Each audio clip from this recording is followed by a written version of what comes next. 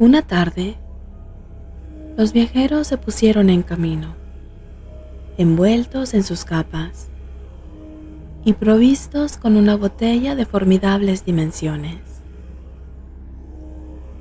Llovía sin descanso, una lluvia densa, fría y azotadora. De vez en cuando, soplaba una ráfaga de viento, pero la cortina de lluvia acababa con ella. A pesar de la botella, el viaje hasta Penicuik, donde pasarían la velada, resultó triste y silencioso. Se detuvieron en un espeso bosque, no lejos del cementerio, para esconder sus herramientas. Y volvieron a pararse en la posada Fisher Tryst para brindar delante del fuego e intercalar una jarra de cerveza entre los tragos de whisky. Cuando llegaron al final de su viaje, el calesín fue puesto a cubierto. Se dio de comer al caballo y los jóvenes doctores se acomodaron en un reservado para disfrutar de la mejor cena y del mejor vino que la casa podía ofrecerles. Las luces, el fuego, el golpear de la lluvia contra la ventana, el frío y absurdo trabajo que les esperaba, todo contribuía a hacer más placentera la comida. Con cada vaso que bebían, su cordialidad aumentaba. Muy pronto, McFarlane entregó a su compañero un montoncito de monedas de oro. Un pequeño obsequio, dijo. Fed se guardó el dinero y aplaudió con gran vigor el sentir de su colega. «Eres un verdadero filósofo», exclamó. «Yo no era más que un ignorante hasta que te conocí. Tú y K, por Dios que entre los dos haréis de mí un hombre». «Por supuesto que sí», asintió McFarlane. «Aunque, si he de serte franco, se necesitaba un hombre para respaldarme el otro día. Hay algunos cobardes de 40 años, muy corpulentos y pendencieros, que se hubieran puesto enfermos al ver el cadáver. Pero tú no perdiste la cabeza. Te estuve observando. ¿Y por qué tenía que haberla perdido?, presumió Fetz. No era asunto mío. Hablar no me hubiera producido más que molestias, mientras que si callaba, podía contar con tu gratitud. ¿No es cierto?». Y golpeó el bolsillo con la mano, haciendo sonar las monedas de oro. McFarlane sintió una punzada de alarma ante aquellas desagradables palabras. Quizás se arrepintió de haber enseñado a su joven compañero con tanto éxito, pero no tuvo tiempo de intervenir, porque el otro continuó en la misma línea jactanciosa. Lo importante es no asustarse. Confieso, aquí entre nosotros, que no quiero que me cuelguen. Y eso no es más que sentido práctico. Pero a la hipocresía, McFarlane, nací ya despreciándola.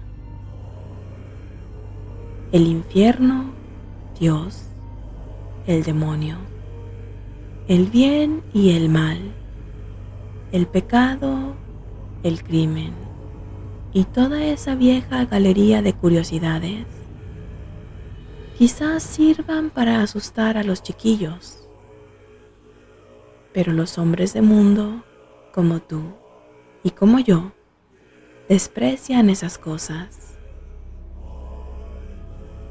Brindemos por la memoria de Gray. Para entonces, ya era un poco tarde. Pidieron que les trajeran el calecín delante de la puerta. Con los 2 faroles encendidos, los jóvenes pagaron la cuenta y emprendieron la marcha. Anunciaron que iban camino a Peebles y condujeron en esa dirección, hasta perder de vista las últimas casas del pueblo.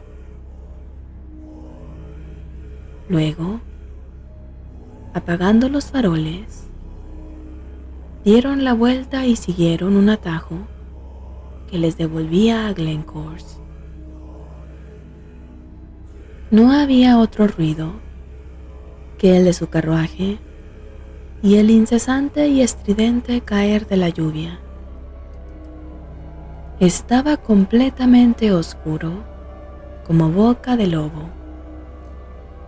Aquí y allá, una puerta blanca o una pálida piedra en el muro los guiaron durante un breve momento a través de la noche. Pero tenían que avanzar al paso, casi a tientas, mientras atravesaban aquella ruidosa oscuridad en dirección hacia su destino. En la zona de bosques tupidos que rodea el cementerio, la oscuridad se hizo total y no tuvieron más solución que volver a encender uno de los faroles del calecín. De esta manera, bajo los árboles goteantes y rodeados de grandes sombras que se movían continuamente, llegaron al lugar de sus impíos trabajos.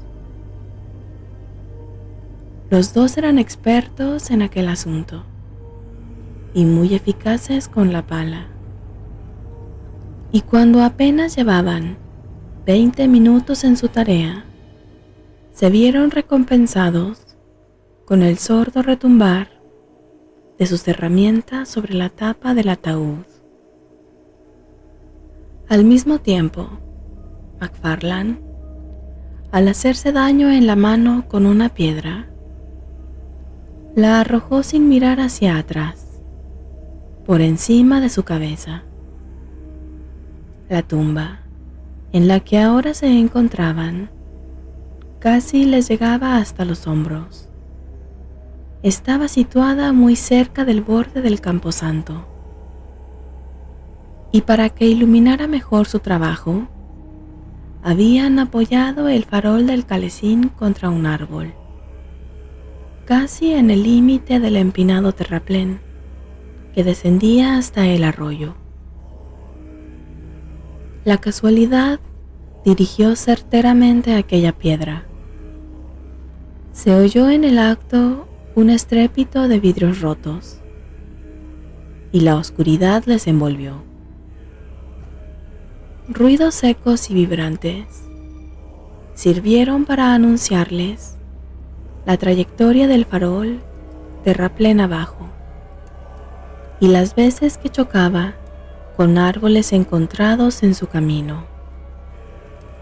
1 o 2 piedras que se habían desprendido por el farol en su caída repiquetearon en el fondo del vallecillo, y luego el silencio, como la oscuridad, se apoderó de todo. Y por mucho que aguzaron el oído, no se oía más que la lluvia, que ahora llevaba el compás del viento, cayendo sin altibajos sobre millas y millas de campo abierto. Estaban tan cerca del final de su aborrecible tarea que creyeron prudente acabarla a oscuras. Desenterraron el ataúd y rompieron la tapa. Introdujeron el cuerpo en el saco, que estaba completamente mojado, y entre los dos lo transportaron hasta el calesín. Uno se montó para sujetar el cadáver y el otro llevando al caballo por la embocadura. Fue a tientas junto al muro y entre los árboles, hasta llegar a un camino más ancho cerca de la posada Fisher Tryst. Celebraron el débil y difuso resplandor que allí había, como si de la luz del sol se tratara. Con su ayuda, consiguieron poner el caballo a buen paso y empezaron a traquetear alegremente camino al pueblo. Los dos se habían mojado hasta los huesos. Y ahora, mientras el calesín saltaba entre los profundos surcos de la senda, lo que sostenían entre los dos caía con todo su peso, primero sobre uno y luego sobre el otro.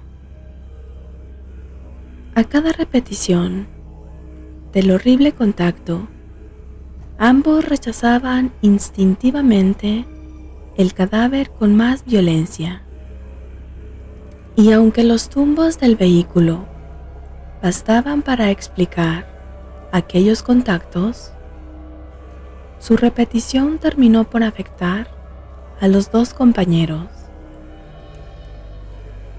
McFarlane hizo un chiste de mal gusto sobre la mujer del granjero, que brotó ya sin fuerza de sus labios y que Fetz dejó pasar en silencio. Pero su antinatural carga seguía chocando a un lado y a otro. Tan pronto la cabeza se recostaba confianzudamente sobre un hombro, un trozo de empapada arpillera aleteaba gélidamente delante de sus rostros. Un escalofrío comenzó a apoderarse del alma de Fetz. Miró el bulto y le pareció que había aumentado de tamaño. Por todas partes, cerca del camino y también a lo lejos, los perros de las granjas acompañaban su paso con trágicos aullidos. Y el muchacho se fue convenciendo más y más de que algún fenómeno sobrenatural había tenido lugar, que en aquel cuerpo muerto se había producido algún cambio misterioso y que los perros aullaban debido al miedo que les inspiraba su terrible carga. Por el amor de Dios, dijo, haciendo un gran esfuerzo para hablar. Por el amor de Dios, encendamos una luz. McFarlane, al parecer, se veía afectado por los mismos acontecimientos. Y aunque no dio respuesta alguna, detuvo al caballo, pasó las riendas a su compañero, se agachó y procedió a encender el farol que les quedaba. No habían llegado más allá del cruce de caminos que conduce a Ushantini. La lluvia seguía cayendo a cántaros, como si fuera a repetirse el diluvio, y no era fácil encender fuego en aquel húmedo y oscuro mundo.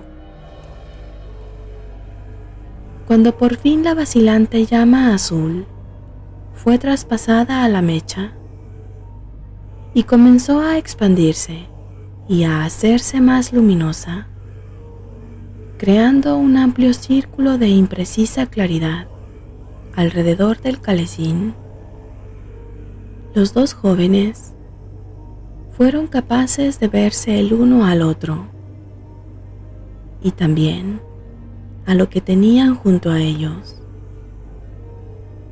La lluvia había moldeado la tosca arpillera al contorno del cuerpo que cubría, de manera que la cabeza se distinguía perfectamente del tronco y los hombros se moldeaban con toda claridad.